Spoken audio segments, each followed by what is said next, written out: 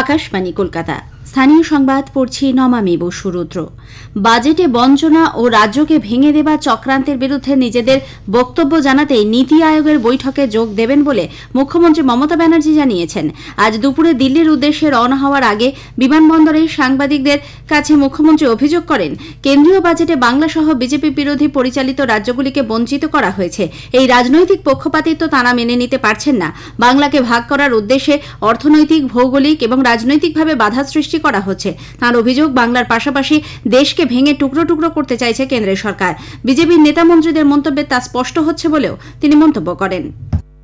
Political blockade এবং বিভিন্ন দিক দিয়ে ঘিরে টুকরো টুকরো করে দেওয়ার দেশকে যে পরিকল্পনা, এবং মিনিস্টার নিজে, parliament is in process, he is making his own statement to divide the Bengal, and now from different sources different party member is giving different type of statement to divide Bihar, to divide Jharkhand, to divide Assam, to divide Bengal.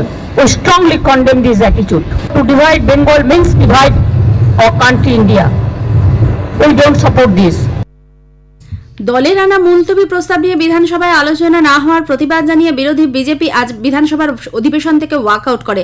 রাজ্যের মন্ত্রী ফিরহাদ হাকিমের বিরুদ্ধে সাম্প্রদায়িক মন্তব্যের অভিযোগ তুলে তা নিয়ে আলোচনার দাবি জানিয়ে বিরোধী দলনেতা শুভেন্দু অধিকারী সহ বিজেপি বিধায়করা আজ একটি মুলতবি প্রস্তাব পেশ করেন।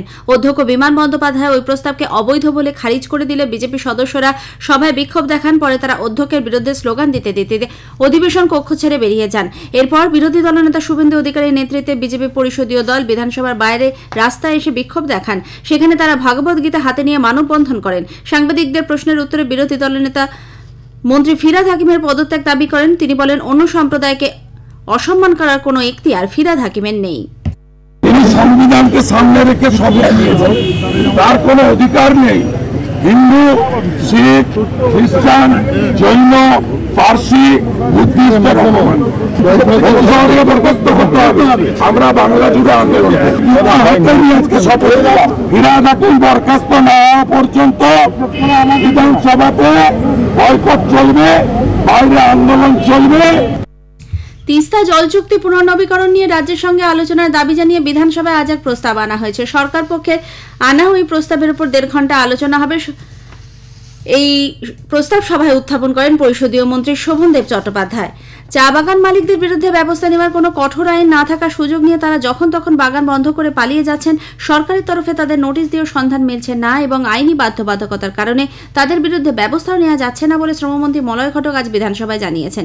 বিজেপি সদস্য বিশাল লামার এক অতিরিক্ত প্রশ্নের উত্তরে শ্রমমন্ত্রী জানান, চা বাগান সংক্রান্ত কোনো আইন প্রণয়নের এখতিয়ার রাজ্য সরকারের নেই। চা বাগানের সমস্ত আইন কেন্দ্রীয় আইন। চা পর্ষদের বিধিতেও চা বাগানের মালিকের বিরুদ্ধে ব্যবস্থা নেওয়ার কোনো বিধান নেই। আগে সাময়িক নিষ্পত্তি সংক্রান্ত একটি বিধান থাকলেও এখন তা তুলে দেওয়া হয়েছে। এর ফলে কিছু সংখ্যক চা বাগান মালিক এর সুযোগ নিচ্ছেন। শ্রমমন্ত্রী জানান, এই মুহূর্তে আইনি জটিলতার কারণে রাজ্যে 10টি চা বাগান বন্ধ রয়েছে। ঘূর্ণিঝড়, বন্যার মতো বিভিন্ন প্রাকৃতিক দুর্যোগ মোকাবিলায় রাজ্যে নতুন 24টি বহুমুখী আশ্রয় কেন্দ্র গড়ে তোলা হচ্ছে।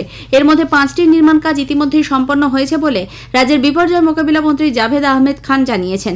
বিধানসভায় আজ তৃণমূল কংগ্রেস সদস্য সুকান্ত কুমার পালের এক প্রশ্নের উত্তরে মন্ত্রী জানান, রাজ্যে বর্তমানে 430টি ফ্লাড সেন্টার রয়েছে।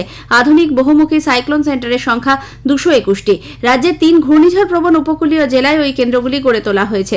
বিপর্যয় মোকাবিলা দপ্তর সূত্রে জানা গেছে, 221টি নতুন বহুমুখী সাইক্লোন সেন্টারের মধ্যে উত্তর 24 পরগনায় 63টি, দক্ষিণ 24 পরগনায় 115টি এবং পূর্ব মেদিনীপুরে 43টি গড়ে তোলা হয়েছে।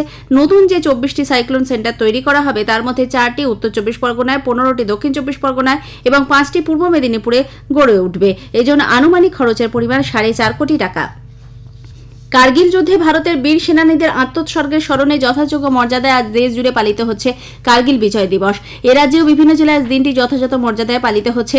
বিএসএফ এর 98 নম্বর ব্যাটালিয়ন এবং 151 নম্বর ব্যাটালিয়নের উদ্যোগে আজ কার্গিল বিজয় দিবস পালিত হল কোচবিহার জেলা চ্যাংরাবান্ধা সীমান্তে।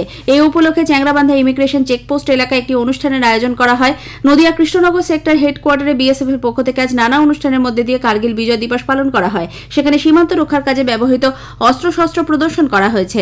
মালদার মুচিয়া 12 নম্বর বিএসএফ ব্যাটালিয়ন জওয়ান আজ শহীদ জওয়ানদের প্রতি শ্রদ্ধা জানান। ইংরেজবাজারে সিআরপিএফ এর অমর শহীদ হরিচরণ মণ্ডলের বাড়িতে যথাযোগ্য মর্যাদায় দিনটি পালিত হয়।